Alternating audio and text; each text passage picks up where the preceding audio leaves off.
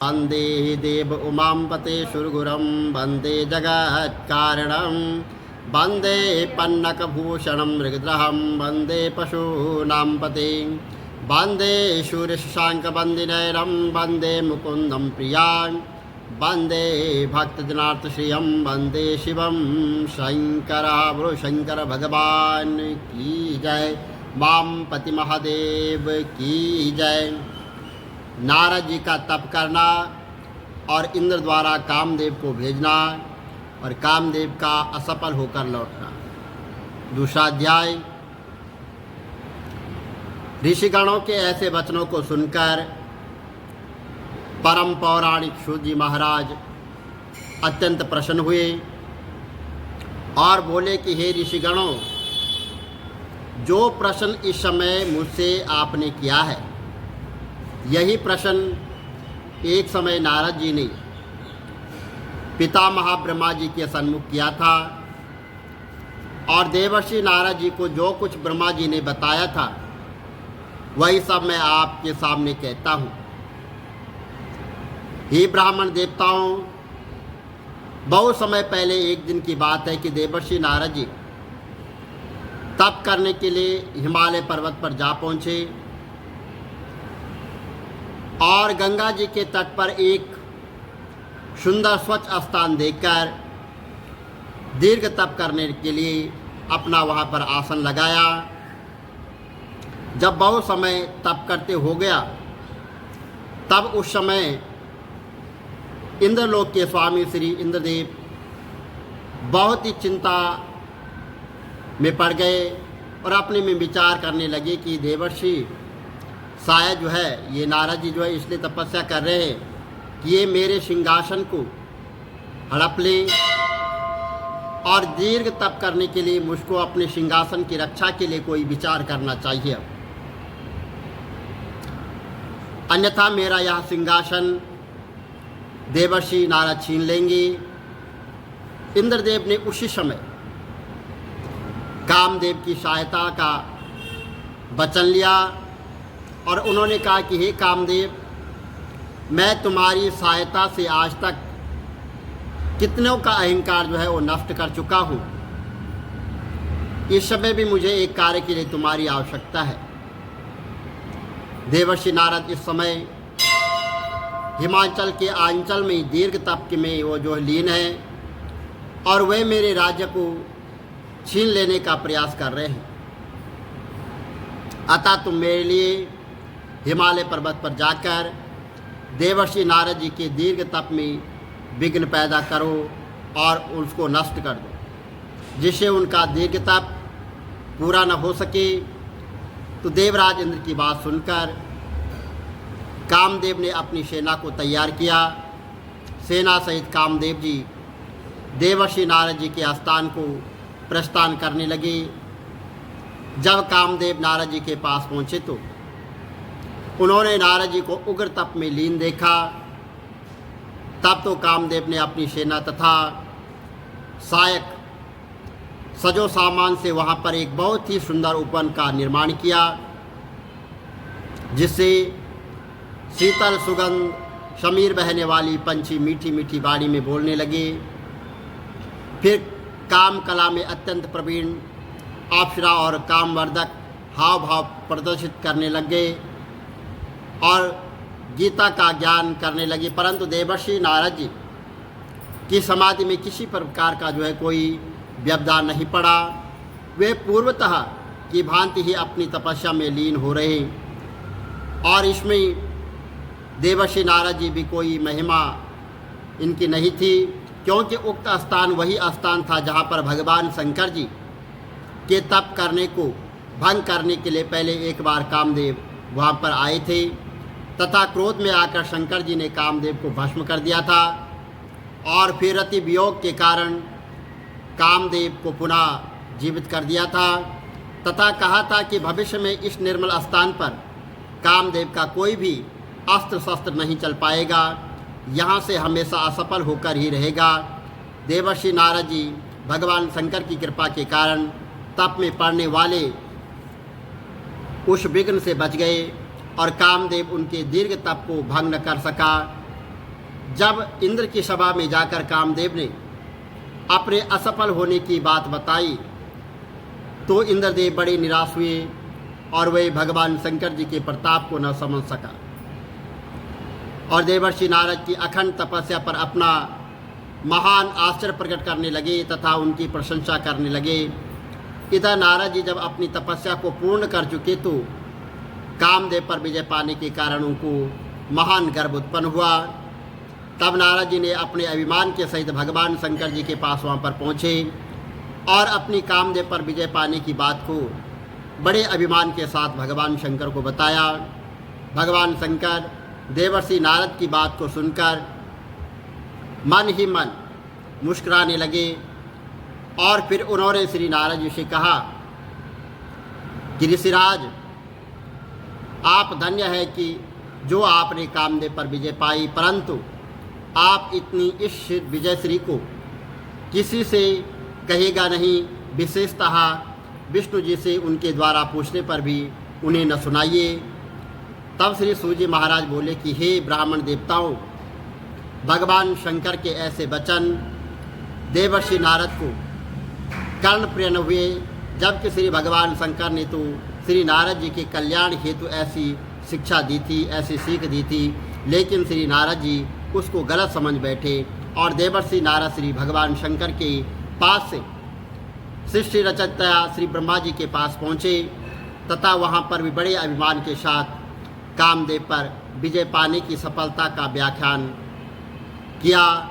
तब तो सही जानकारी के लिए चतुर्मुखी ब्रह्मा जी ने तीनों लोकों के स्वामी कैलाशपति भगवान का स्मरण किया तथा असल में मामले को जो है समझा तो ब्रह्मा जी ने देवर्षि नारद जी को उनके कल्याण के लिए बहुत यह वृत्तांत किसी को न बताने के लिए कहा तथा भगवान विष्णु से न कहने के लिए ये आग्रह किया, परंतु नारद जी के मन में तो अहंकार उत्पन्न हो गया था। उनको इस समय अपने भले की बात जो है कोई भी समझ में नहीं आ रही थी, तो नारद जी ने समझा कि ये मेरी सफलता से जो है ईश्वरवश देखकर किसी को न बताने के लिए मना कर रहे हैं, इसलिए मैं अवश्य ही भगवान विष्णु को के पास जाकर उनको बताऊंगा। तो नारद जी के पास जब ब्रह्मा जी ने वहाँ से ब्रह्मा जी के पास से चलकर वह क्षीर सागर में पहुँचे नारद जी, तो जहाँ लक्ष्मी के साथ भगवान विष्णु शयन कर रहे थे तथा अपनी कामदेव पर सफलता प्राप्त करने का समाचार को गर्व सहित उनको बतलाया और देवर्षि नारद जी के समाचार को सुनकर भगवान विष्णु अपने मन ही मन मुस्कुराते हुए विचार करने लगे कि देवर्षि नारद जी को बहुत अहंकार उत्पन्न हो गया है। भगवान शंकर जी ने अपनी योग माया के वशीभूत होकर देवर्षि नारद का अहंकार दूर करने के लिए मेरे पास भेजा है, इसलिए इनके अहंकार का निवारण करना चाहिए। और भगवान विष्णु ने नारद मुनि से कहा कि हे मुनिराज, आप तो ब्रह्मचारी हैं, ज्ञानी हैं, भला कामदेव आपका क्या अहित कर सकता है। तो श्री विष्णु भगवान की बात सुनकर नारद जी बोले कि प्रभु यह सब आपकी ही कृपा का प्रसाद है। और इतना कहकर मुनिराज नारद जी वहाँ से प्रस्थान करने लगे। उसी समय भगवान विष्णु ने अपनी योग माया द्वारा मुनि नारद के मार्ग में एक सुंदर नगर की रचना की और उस नगर के राजा का नाम शील निधि था। उसकी एक पुत्री थी, वह बहुत सुंदर थी, जिसका नाम विश्वमोहिनी था, जो कि अपने रूप और गुणों की उसके सामने कोई भी अन्य सनी नहीं रखती थी। इधर उधर अपनी इच्छा से घूमने वाले श्री नारद जी जब उस महानगरी में पहुँचे तो उनको ज्ञान हुआ कि यहाँ के राजा शीलनिधि ने अपनी पुत्री विश्वमोहिनी का स्वयंवर की रचना कर रखी है और वहाँ पर उस दिन संसार के कोने कोने से अनेकों देश के राजा महाराजा स्वयंवर में भाग लेने के लिए वहाँ पर आए। और उस नगर में ऐसे समाचार को सुनकर नारद जी राज शीलनिधि की जो है महल में जा पहुँचे और वहाँ पर राजा ने देवर्षि नारद को बहुत सम्मान दिया। राजा ने अपने सिंहासन से उठकर जो है नारद जी को नतमस्तक होकर प्रणाम किया तथा अपने सिंहासन पर उनको आदर सहित बिठाया और राजकुमारी को बुलवाकर नारद जी के चरणों में शीश झुकवाया। देवर्षि नारद राजकुमारी विश्वमोहिनी के रूप लवण को देखकर तथा भगवान विष्णु की योग माया द्वारा वशीभूत होने के कारण राजकुमारी पर मोहित हो गए और नारद जी ने राजकुमारी के लक्षणों को देखकर विचार किया कि इसका पति इस संसार में अजर अमर तथा अविनाशी होगा। ऋषि नारद जी पिता पुत्री को आशीर्वाद देकर वहां से चले गए तथा अपने मन में विचार करने लगे कि मैं इस कन्या को वर लूँ तो कितना अच्छा रहेगा। अतः ऐसा विचार कर नारद जी ने उस समय भगवान विष्णु का ध्यान किया तो भगवान विष्णु वहाँ पर प्रकट हो गए तथा देवर्षि नारद के मनंत को समझकर बोले कि हे ऋषिवर, मैं आपके हृदय की बात को भली भांति जानता हूँ। आप किस प्रकार की चिंता ना करें और आप स्वयंवर में पधारें। जिस प्रकार एक उत्तम वैद्य रोगी के रोग को देखकर उसका निदान करता है, ऐसा ही मैं करूँगा जिससे आपका हित हो जाएगा। इतना कहकर भगवान विष्णु अंतर्ध्यान हो गए और भगवान विष्णु की बात का सार समझने में नारद जी असमर्थ रहे और भागवत इच्छा के वशीभूत होकर नारद जी का समस्त शरीर भगवान विष्णु के स्वरूप जैसा बन गया, परंतु श्रीमुख जो है वहाँ जो मुख जो है वो बंदर का बन गया। देवर्षि नारद जी इस भेद से अभिज्ञ रहे तथा तब नारद जी ने स्वयंवर के स्थान पर पहुंचकर वहाँ बैठे समस्त महाराजाओं के मध्य आकर बैठ गए और नारद जी को अपने मन में पूर्ण विश्वास था कि मेरा स्वरूप भगवान विष्णु स्वरूप होने के कारण विश्वमोहिनी मेरे ही गले में वरमाला का आहरण करेगी। अब भगवान विष्णु जी को देखिए कि उन्होंने नारद जी को बानर का रूप दे दिया था। उसे केवल राजकुमारी ही देख सकती थी, बाकी सब लोगों को उसका वास्तविक स्वरूप ही दिखाई देता था। जिस समय विश्वमोहिनी ने जयमाला लिए हुए पांडाल में प्रवेश किया तो वे राजकुमारी को देखकर बार बार उठकर राजकुमारी को अपनी ओर आकर्षित करने के लिए चेष्टा कर रहे थे। उनके ऐसे कृत्य को देखकर वहां पर उपस्थित दो शिवदूत उन पर हंसने लग गए, परंतु नारद जी ने उनकी ओर कोई ध्यान नहीं दिया क्योंकि वह उस समय काम के वशीभूत थे। उसी समय राजकुमारी जब नारद जी के समीप आकर होकर वहां से जाने लगी तो नारद जी कुचेष्टा तथा उनका बंदर का चेहरा देखकर राजकुमारी घृणा से भर गई और वह आगे जाने लगी। उसी समय भगवान विष्णु वहाँ पर आए और राजकन्या ने भगवान विष्णु को जयमाला पहना दी और इस दृश्य को देखकर नारद जी अपने हृदय में अत्यंत दुख का अनुभव करने लग गए। शिव के गण कहने लगे कि वाह वाह, राजकन्या इनको वरमाला पहनाएगी, पहले दर्पण में जाकर अपना श्रीमुख तो देखो। बोलो बोलो शंकर भगवान की जय, वामपति महादेव की जय।